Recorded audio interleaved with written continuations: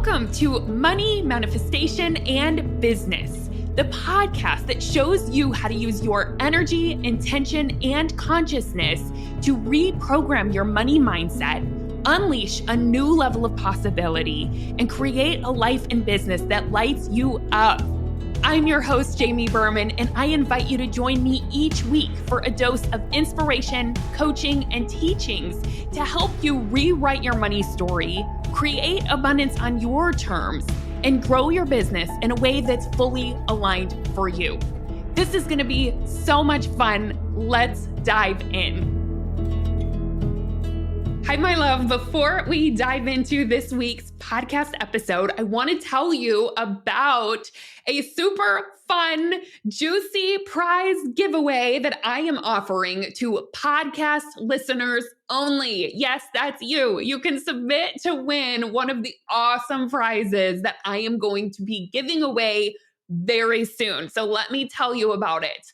All you have to do is rate and review this podcast. Let me know what you love about it. Let me know if there's something that's landed for you. Take a screenshot of your review and submit it in the link that we have in the show notes. And once you submit it, you're submitting to win one of the prizes. So once I reach 100 podcast reviews, I'm going to be doing the prize draw, and we're going to be giving away 10 different super juicy gifts, everything from one-on-one sessions with me to Amazon gift cards with a list of all my favorite money and manifestation books so that you can buy them. I'm going to be giving away manifestation goodies like oracle decks and my favorite abundance candles and crystals, all kinds of awesome prizes. And all you have to do is take literally 1 minute of your time after you listen to this episode to go leave a rating and review, submit it, and then let me know that you did it in the link in the show notes and start manifesting your win. All right.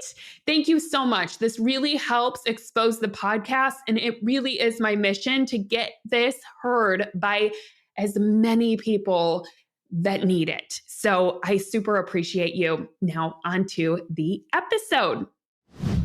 Oh my goodness, you guys, I have someone I've been wanting to have on the podcast since day one. I have the amazing Kelsey Carter here, who is a brand strategist, business coach, and human design manifestation goddess. And we are just going to talk all things manifestation, business growth, human design, all that fun stuff today. So welcome, Kelsey. Thank you for being here. And if you could just let us know a little bit more about you. I did like a brief info, but I'd love for the listeners to know how you work with people. Yes, thank you so much for having me. I'm so excited. I am a brand strategist and business coach, and I use human design as my main tool to help people create really magnetic and really resonant brands and businesses based off of their literal energy. Because human design is essentially a map to someone's personal energy, and it translates really, really beautifully into a brand and business plan. So good. Yes, I can personally attest to that. Not that I have done like a deep dive with Kelsey, although I should, but ever since I learned about my human design, I feel like it's just, I've infused it so much into my brand, into my business, and it's helped so much. So I'm super excited to talk with you more about it and like how the listeners can do that. But first, I want to back up a little bit because Kelsey was in my first round of the Soulful Six-Figure Mastermind, then did some work with me around money and the money manifestation movement, and then did another round in the Mastermind. And it has been absolutely incredible being a witness to your growth, being a witness to your brand's growth and how that's evolved. And I would love to take our listeners back kind of through that journey of how you became a human design coach. Because when we first started working together, you were doing more manifestation stuff. You didn't have the human design piece in there quite yet. And I even remember, and I think this will be so helpful for some people, that like the first round of the mastermind that you did, your brand didn't grow that much. Your business didn't grow that much. And then right after the mastermind, you sent me a message and it was like, boom, like your business just took off. So I would love to hear how that journey evolved and how you found this, if you're open to sharing. Ooh, yeah, that's such a good question. And thank you for asking. So, the past several years have been such a blur. So, let's see if I can remember clearly. But when I joined your first round of your mastermind, I had a local business with my husband. I think that's when that was happening. And so I had gotten my first taste of business, and our business was doing really well. And that was just like, once you get like initiated into the business world and it's for you, you just cannot, like, there's no other option. But the business itself, it was like catering and food based. He's a chef. And so I was doing like catering management and things like that. And it just wasn't the work that I wanted to do. And then I started hearing you basically say, like, you can do what you want. Like, you can have success doing what you want to do. And I was like, really? So that's when I started to explore, like, well, what would that look like? And just playing with different ideas. And I would sit out on my porch in the evenings, like making these fake websites. And so I knew I wanted like a soul aligned, like heart led business, but I didn't have that yet. I didn't know what it would be, but I was taking action, like kind of. I wasn't really being visible, but I was doing things. So then it, like slowly but surely, like little things at a time, I started showing up online. I learned the skill of making websites because I was making websites by like trying on all these different brands and businesses. And then the human design part came into it because, first of all, I'm a projector in the human design system. And we can dive more into that in a little bit, just for context and clarity for the people listening. But my strategy for life is to wait for the invitation. And so I kept getting these invitations from people to talk about human design. And so I did. I was like, oh, okay. Like, I don't really, I didn't, me personally, I didn't think it would be like as big as it was. And so I started following those invitations from people to talk about human design a little bit more. And then all of a sudden it was like, wow, that was right. Like, this works, which I already knew, but it was just extra validation. So to answer your question simply, I followed my human design strategy, which is the whole point of all of it. And it really did just start to flow after that. Oh my gosh. Yes. I'm curious because I don't think I've asked you this, but for the first round of the mastermind, as you were trying to figure out and you were leaning into like, what is it that I want to do? If I can do business the way that I want to, what is that? I'm curious, what kind of internal work were you doing? Do you feel like at that time you were laying the foundation for this to grow, or how did that transpire? And that like, it felt like it just kind of took off soon after?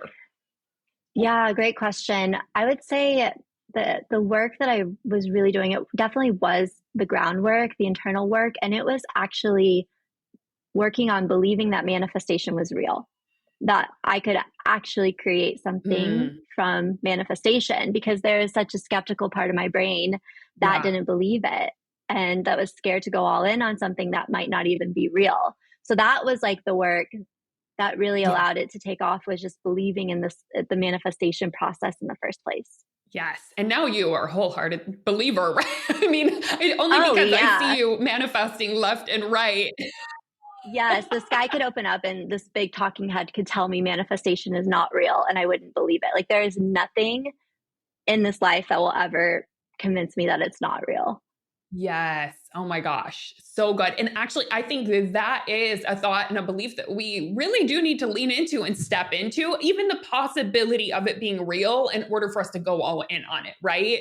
Cause I had the same exact thing. And I remember even through, whenever I was studying at the University of Santa Monica, a big part of me was I wasn't getting, like, in terms of business, my business growth wasn't there yet. So there was a part of me that was in doubt, but I was like, I remember leaning into, what if this stuff just worked? Like, what if I could trust it? And it was whenever I started leaning into, oh, what if I can just trust this? It was like things really opened up for me. So I love that so much. And that's a good thought. Manifestation is real. So with that, I always that I teach, there's not one way to manifest. It's not like a 1, 2, 3 steps. Of course, I give tons of different steps. I have the Soulful manifestation process. I teach tons of different ways of practicing it within the money manifestation movement and within the Soulful Six-Figure Mastermind. But I always like people to find their own unique process, right? What works for them, what it is that resonates for them. So I would love to hear, Kelsey, what would you say your manifestation process is? Ooh, another good question. You're just full of good questions today. So it definitely has changed, I would say, as I've just gotten to next levels of manifestation. So at first it started from this place of like struggle and like desperation and like need. Like I truly needed to be able to create money to pay bills and not get into credit card debt and like stuff like that. So it felt really urgent. And I'm thankful for that now, like with hindsight. I wouldn't necessarily teach somebody to do it like that, but it was like, I could see how it created so much fuel for me. Like there was so much motivation every single day to like wake up and really commit to it and take the actions, because there did feel like there were really big stakes involved. And then it got to the point where I like learned that delusion was like a really powerful frequency for me. Like being delusional, just completely making stuff up worked really well because I was out of struggle mode. So like I could pretend like there was $200,000 in my bank account and that was safe for me. Whereas like a year before that, it wouldn't have been, because I probably would have like, gotten my account overdrawn or something like that, if that makes sense. But now I'm more in the place of like, it's just done. Like it's already done. And I feel like there is a sense of delusion, but it's not as intentional. Like it's just kind of programmed in there. So it feels a lot more natural now. It just feels a lot more inevitable. Like I know it's inevitable now, where before I used to have to convince myself that it was inevitable. Yes. Yes. Oh my goodness. Are you open to sharing what you've created just in the past, 2-3 years, in terms of your business and how it's grown with using Sure. manifestation, using human design, taking action on it? Yeah. For sure. It has been an incredible ride. It's been so fun. I like to use money as like my scorekeeper because I really like money, and I've done a lot of like sacred work around it, to where money is this basically indicator of how much I've gone after my goals and dreams, and how much like I've put value into the world. And I always like to kind of preface with that, because money, as you're the expert, money can mean different things to different people. But for me, it means like creative pursuit. So when I first started my business, like this business that I'm currently in, at the end of 2021, that was like at the very end of the year. I wasn't all in, I kind of got cold feet, that kind of thing. But then in 2022, I went all in, like all in. And I ended that year with six-figure year. I think it was like 112, 122, something like that in revenue. And that was incredible. Like showed up online, got clients, just such a whirlwind. And then 2023, we ended with $285,000 for the year, which was massive because my goal was 250. And I really wanted to create consistency. That was something that felt really, really important to be able to prove to myself, right? That it was like possible to do that. And so I had a goal of creating consistent $30,000 months. And so I hit a 30K month in April of last year. And then I was kind of fluctuating. Like I had a 10K month after that. And then I had like another 30K, but it was going back and forth. But then I think it was September. I got September, October, and November were all 30K plus months in a row, which was my huge, huge, huge goal, like the impossible dream. And I did it. So that was really, really cool. Just learning how to basically like manifest really specifically, like really nuanced things, not just six figures, but like in the way that I wanted to. And so that felt really powerful and really, really cool to be able to get so clear on what I wanted and then make it happen. Yes. Oh my, and that was actually your project in the Soulful Six-Figure Mastermind last round, was to have consistent 30K months, right? Yes, exactly. And when I said it, I might as well have been saying like consistent. Yeah. And now that's like my like energetic default. Like it just happens. Not that I'm, just laying on the couch all day. I'm still taking action and things like that. But it really, like, I like feel like I programmed that into my cellular memory. Like, so now that's the consistent thing. And Yes. that feels like, I don't even have words for how good that feels. Gosh, just to think like your past self 1 year ago, if you had known that was just like, oh, that's my normal, right? Like what you would have thought. That is Yes. amazing. So Yes. I want to ask you, Kelsey, like, because you said, oh, like that was my goal. It felt impossible. I hit it 1 month and then the next month I hit 10K. What are some of the practices, if it's a practice or a mindset or something that works for you, if you have a goal, but you're not reaching it or you're not seeing evidence of it in the moment or that month? Is there something you do or a mindset that helps you move forward towards it without getting defeated, without giving up, and just continuing to stay committed to, I want to make 30K my energetic state, right? And I just want that to be consistent. How do you, yeah, how do you work with that whenever like you're not seeing evidence? Mm. Yes. So the first thing is I need to make sure that I really actually want it, that it's not just like some arbitrary goal that I just said, which I've done. You know, I like having goals. You've coached me on this before where I was like, I don't have a goal that I like right now, but like that has to be a big part of it. Like that's kind of my, okay, like we're on, like it's time.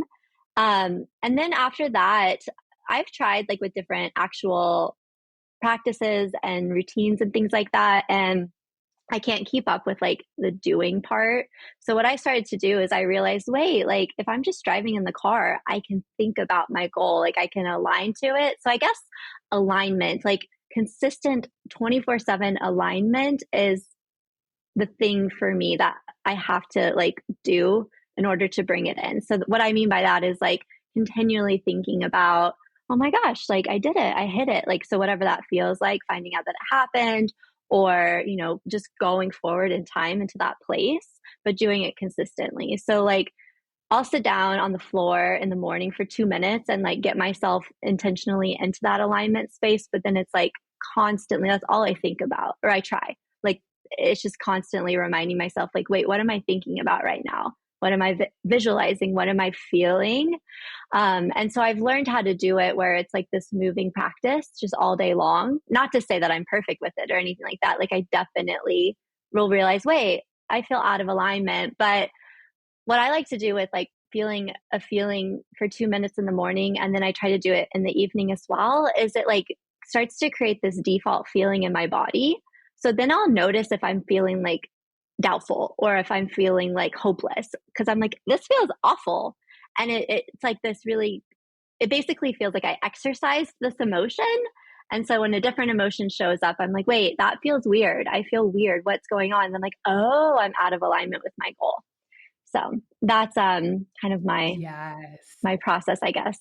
Oh my gosh, I love that. That's like we call it in the movement, we call it the it is done process, right? Where it's not Mm-hmm. like what Kelsey's referring to is she's not like, I want it, not aligning of like, I want 30,000, I want it. It's not coming from this needy energy. She's actually, when she's saying, and correct me if I'm wrong, but it sounds like what you're saying is you actually connecting to the energy of it is you connecting to the version of you who already has it, feeling as if it's Yes. done, right? Is that what you're saying? Yes, Okay, exactly. awesome. So good. And like, that's what's awesome. You do that 2 minutes a day and you start memorizing that emotion. And also, your subconscious starts to memorize it, right? And so, there's Yep. something so powerful about memorizing the emotion of something being done that I feel like the universe starts giving us the little steps. That's next step, the next step to actually getting there. But so many of us just stay in this like wanting energy too much of like striving for it or wanting it versus like, what would it actually feel like to have it? Let's try that on. Let's like memorize that emotion.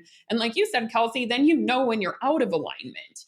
Do you feel like it's Mm-hmm. harder to do that whenever you have a month that like you're like, oh, or have had a month where it wasn't looking like you were going to hit it? Or are you pretty like practiced at this point to where even if you're not hitting it, you can still get into that emotion? Yeah, that's such a good question. So I think at this point, I'm really good at getting into the emotion. I'm now at the point in my manifestation journey where I don't have to convince myself that it's real or that it might happen. Um, but what I do is basically, no matter what shows up, if it's good, if it's bad, if it's nothing, I tell myself, oh my gosh, this means I'm a match to this goal. So, like, for instance, if my husband and I get in a fight, I'm like, oh my gosh, I'm a match to this. Like, I'm learning how to be a match to this. And so, no matter what, and I guess that's more of like that delusional energy, right? Where I've now really stepped into this role where I get to decide whatever any kind of result means for me. And I make it mean I'm a match to this. Oh my gosh, I'm doing it. Like, I'm a match to this. I've done my job. Perfect. Like, I'm a match to this. So regardless, if there's no evidence, if there's a lot of Yeah. evidence, if it's negative evidence, I'm like, great, I'm a match to Yeah. this. Perfect. I want it. Yes, I want it. Yes. Okay. So it's almost like and this is also a very similar practice to what I do, but it's like, okay, circumstances aside, right? Like like what it actually looks like aside, put that to the side, but being willing to get into and be delusional, as you call it, right? And just pretend or act as Yeah. if, right? Yeah. Yeah. Is Exactly. that okay? Exactly. I love Yep. it. So good. And I Yep. think if everyone can practice that more, it's going to be a game changer of like, can I put my current circumstances aside and what do I want to think on purpose, right? And let yourself be delusional. I think a lot of people don't let themselves be delusional because they're afraid of failure, right? Or they're afraid, like, quote unquote failure. They're afraid, oh, well, what if it doesn't happen? Then I will let myself down, right? And that's, I think, why most people won't let themselves stay in belief. But I think if it's like, it's just a game, no matter what, right? And if you believe in manifestation, it's going to happen eventually, then you don't have to protect yourself by like staying, in disbelief or something. That's just what's coming to mind for me as I was thinking about it, because I see a lot of people like, well, I don't want to believe it because what if it doesn't happen then, right? Then what? So, Yes. yeah. Okay, I want to talk about a little bit. You said your relationship with money is sacred and it has evolved over time. Are you open to sharing how your relationship with money has evolved just in these past couple years? Yes. So let's see where to even start with that.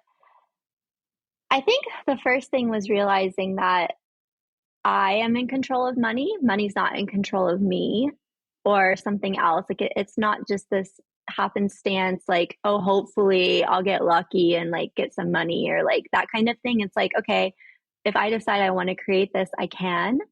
And so that has felt really good. It feels like I trust money now. Like I trust it a lot. I trust myself with money a lot. I used to have a really bad spending problem where like any dollar I would get, I would spend. And so for a while, I realized I wasn't letting myself receive as much money as I wanted because I was scared I was just going to spend it all again.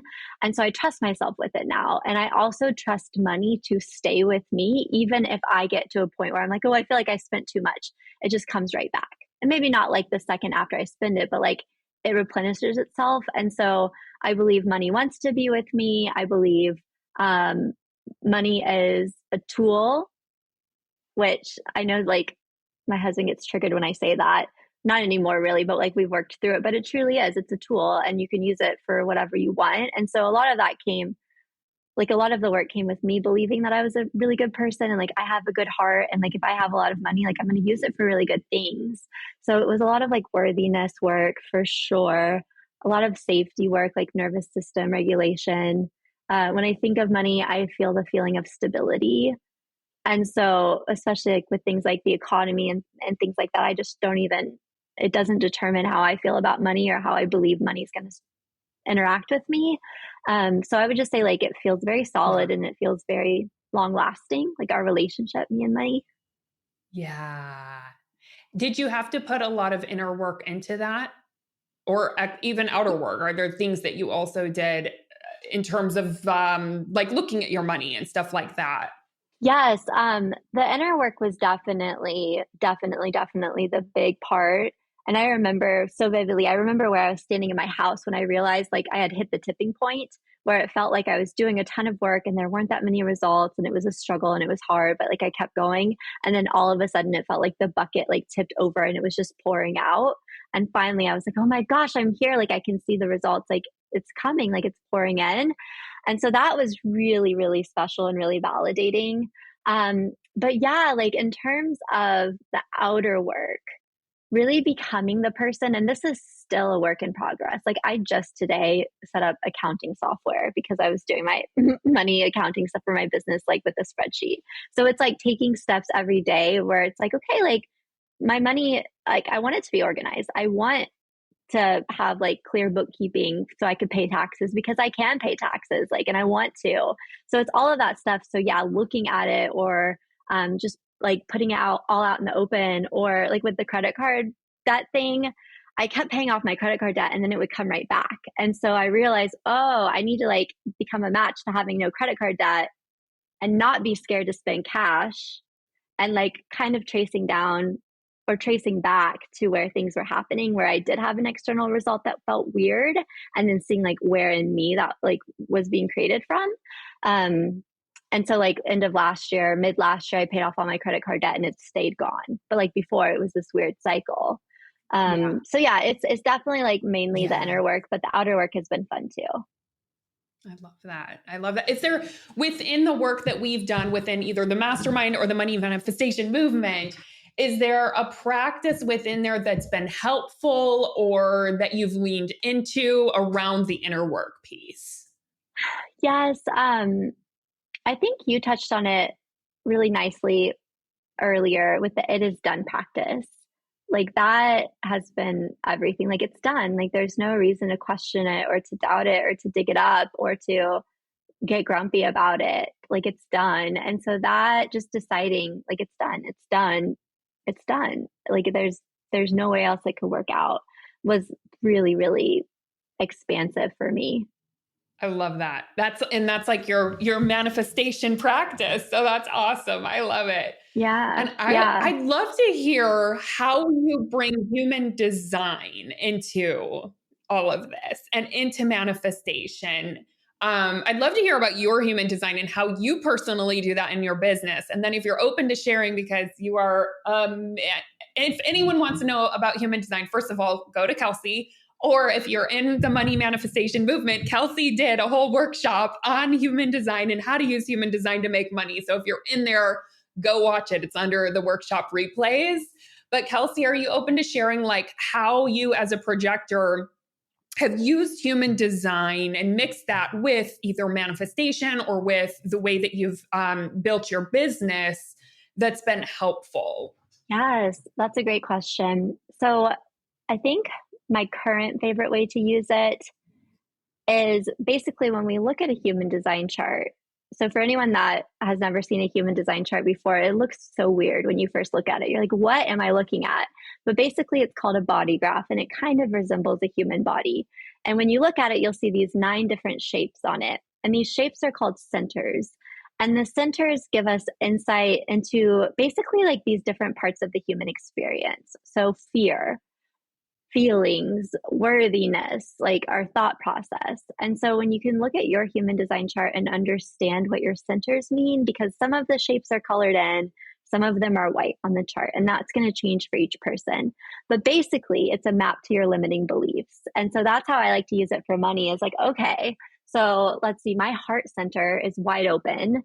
That means that I probably have a lot of limiting beliefs around worthiness and around commitment and around motivation. And so a lot of times, I mean, that's why coaching is so valuable, right? Like we think our thoughts are true. We think it's just how it is. And so the human design chart just serves as this external tool, to point out like you might be more vulnerable here. You might be thinking like in a lower expression here. There might be opportunity for growth.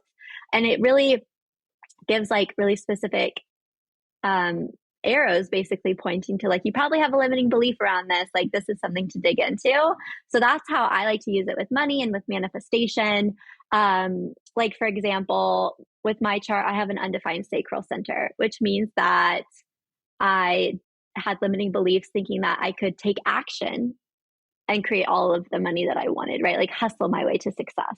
And we all know that doesn't work, but it's like one thing to hear it in theory, but the human design chart really helps you to like pinpoint what you're currently embodying and then gives you tools and methods to shift to the higher expression. Oh my gosh, I have never heard human design described in that way or to use it in that way, right? Like I've used it in the opposite way, which also has been super helpful of like, oh, here's your strengths, right? But I Mm-hmm. love that you're Yep. like, oh, this is how you can look at like the open centers and see what the limiting beliefs are, and it will help direct you to that. That's amazing. I'm like, it's a Yeah. whole new way of Yeah. looking at a chart, which is so cool. Exactly. That's Exactly. awesome. That's amazing. So, for people who aren't aware of what human design is, how would you describe what it is? Just for someone who's like, wait, what is this chart thing? Mhm. Do you have a description of it? Yeah, so the general description is like if you Googled it or something, you'd probably hear the term energetic blueprint. But basically, it's a map to your personal energy. So, like how your energy operates, how you, like I said, like with the different areas of the human experience. So, like, how are you designed to function in terms of physical energy? How are you designed to function in terms of your fear response? So, it does give you a look into your energy, but there's like way more types of energy than I ever knew about until human design. So, it's really cool because it's an objective system like astrology, right? Where it's not a personality test, it's not based on your answers, it's based on when you were born and like the day, the time, and the place, or basically the time zone. But it doesn't change, and so it's kind of like you get what you get with your human design. But all human design charts are perfect and they're amazing. But it's just learning, like, okay, so this is what my energy means about me. These are my strengths. These are my potential vulnerabilities. This is how I'm designed to interact with the outside world, aka other people. So energetic blueprint does describe all of that well, but it's kind of like, well, what does that even mean? So really, it's like a map into your energy, Yeah. and it's a very objective approach. Yes. Oh my gosh. Yes. I love it. I love it. So are you open to sharing some of the different design types and how each of the design types could use their energy to maybe magnetize clients or I don't want to say manifest money because like you said, you'd probably have to look at a whole chart for that. Unless there's a way that you can talk about that. But yeah, I would just love like maybe just a little description of each of the different types. And we'll link, let's link up. I'll link Kelsey's website. So if you want to look up your chart, you'll be able to look it up. You can look it up on your website, right, Kelsey? Okay, yeah, I'll link it up. So, yeah, if you're listening and you're like, I don't know what type I am, I would go look it up and it will tell you on there. And then Kelsey will go through just a couple of the different types and how you can best use your energy. Yes, yes, love it. So the first thing that you will learn about your design when you pull your chart is your human design type. It's the most broad part of your design, but it's also the most profound. Like it's very, very important. So there are only 5 human design types. There are generators, which you're a generator, correct, Jamie? Yep, I'm a generator. Yep. Yeah. So our human design type, it tells us a lot of things, but the main thing that I like to talk about when someone first learns it, or if I'm doing a reading with them or whatnot, is basically how are you designed to contribute to society? Like, what is your big societal role? How are you designed to really show up in a way where we can all work together, right? Like, carry out what our heart wants to do and like work as this collective, cohesive, like holistic group of people to basically like make the world a better place, or as individuals to align to our highest path. So for generators, they are here to basically build things. So that can be literal things like using their hands, but also to create legacy or to create foundations or to like establish new ways of doing things. So generators really are here to master things. They are the type of people that we would describe as geniuses, right? Or like Steve Jobs always comes to mind. He was a generator and he really mastered his craft, right? Like he turned that into an art and he turned that into his life mission. But he built this whole thing from it. So generators really are here to follow their own, like to master themselves and to know what really feels fulfilling to them. And when they do that, they are really, really building these strong foundations for society and for our next evolution as people, or for their family, or for their business, or their clients, or whatever it may be.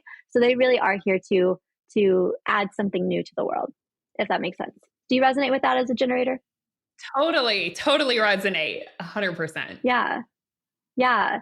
So then we have manifesting generators, and manifesting generators, they are also here to create things, to build things, but really they are here to be like the battery packs of society. Like I like to think of a manifesting generator as like a phone charger. Like they're here to charge up other people. They're literally here to empower others and be like the cheerleaders of society.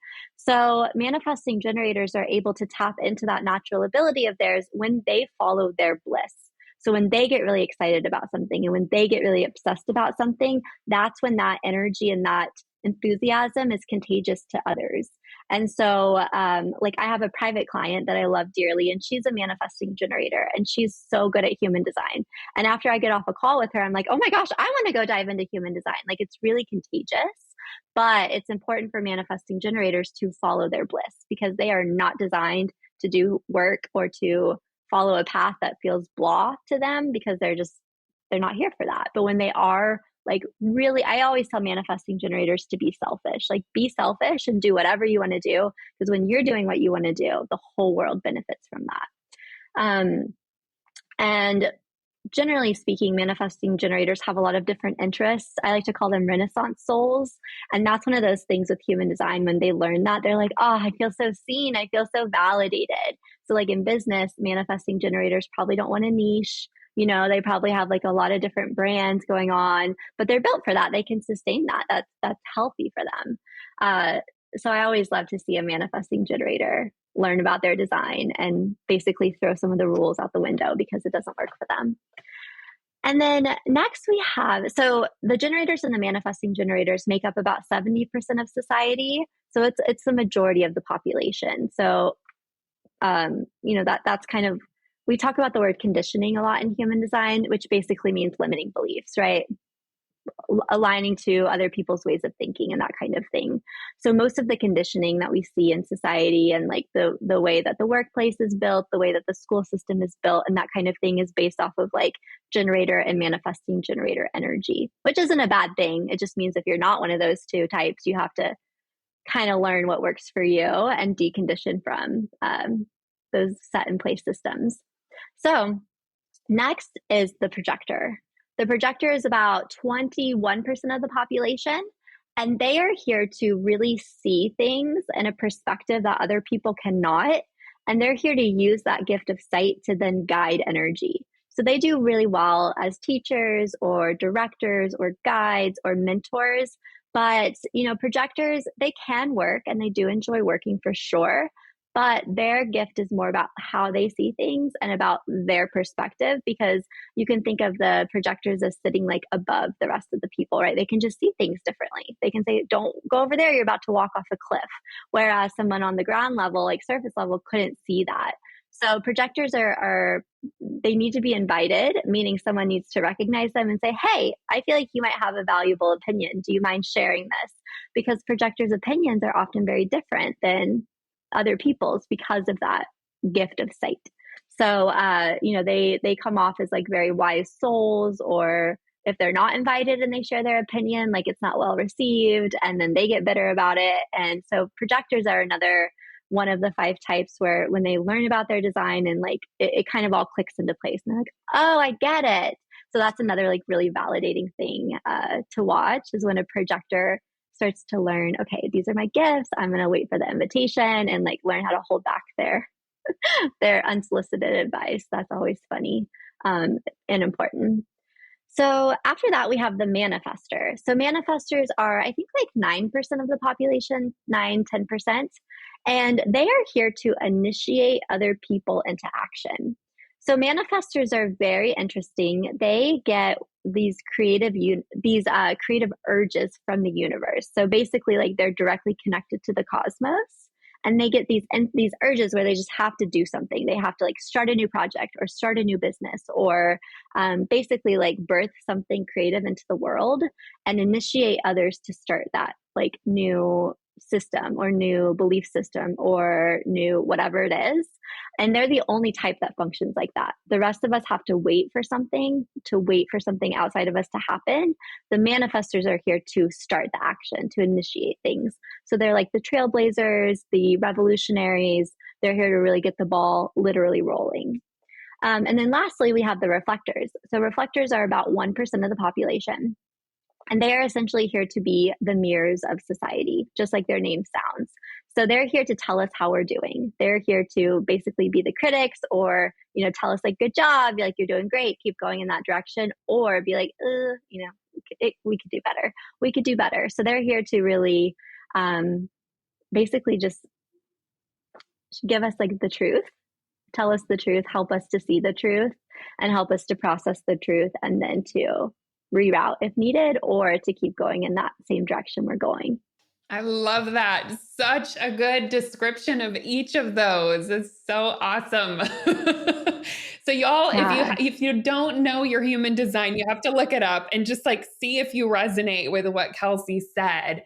And this is just like scratching the surface of what you can learn from human design, right? This is just very general, but there's so much more that you can dive into with your unique chart.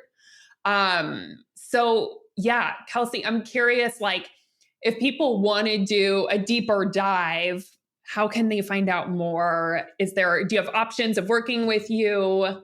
Ooh, yeah. Thank you for the invitation. So I have a Facebook group that is really fun. It's very engaged. We do little mini readings in there. It is brand and business focused, but you can learn so much about your chart.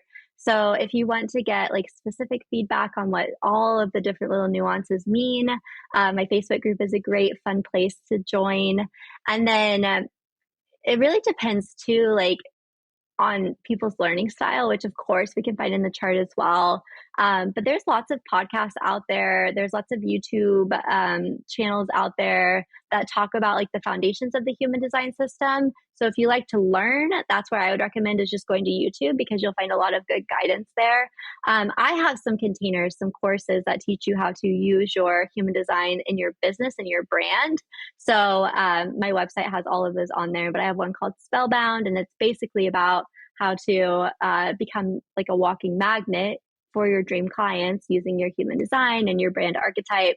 I have a course coming out in the summer called Goddess Era, and it's all about deconditioning using the human design system so we really can step into our strongest potential.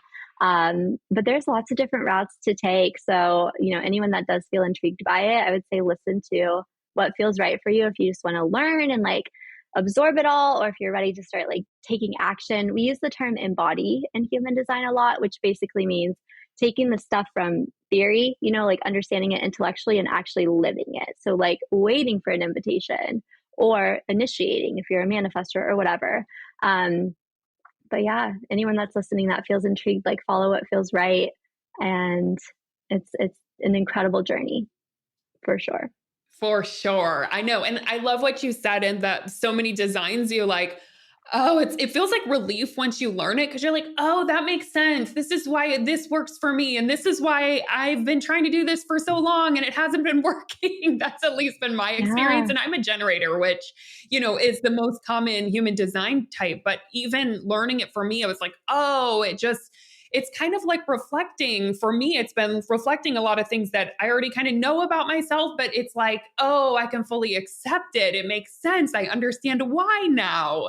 So I highly recommend checking that out, checking Kelsey out, and Kelsey's workshop in the money manifestation movement. We have some really great workshop guests, and she did one, and that one was really insightful and super helpful. So if you're in there, definitely go watch that too.